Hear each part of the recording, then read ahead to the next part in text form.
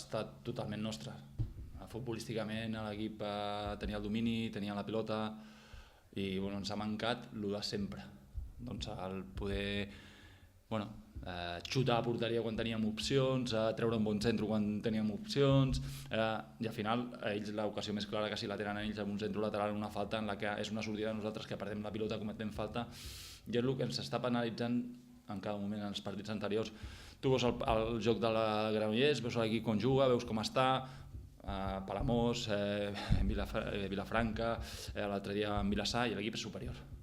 Però cometem errades, que ens costen gols, i ja s'ha vist, hem tingut al final per poder matar el partit i no arribar en aquesta angoixa, i no estem encertats de cara a porta. Llavors, la veritat és que avui ja era com la setmana passada, guanyar com sigués. Jo crec que algú necessitaven a l'equip treure aquestes 5 derrotes consecutives, i la veritat que content per la predisposició i per les ganes de l'equip.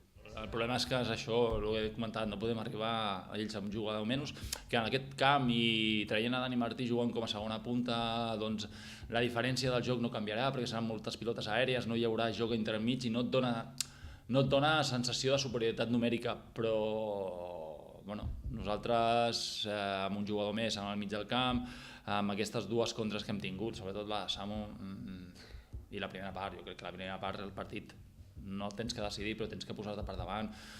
I al final això, comets una errada d'una sortida de pilota i et costa una ocasió molt clara d'ells, un remat.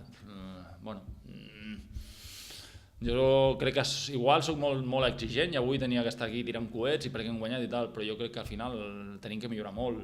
Els he dit, felicitats, hem guanyat, però tenim un partit la setmana que ve que es diu Terrassa, disfruteu-lo fins al pròxim entreno, però que això no s'ha acabat, i encara estarem en una posició complicada. El dia que estem en una posició d'allò segurament que entri per la porta i tindrem una sonrisa d'orella a orella.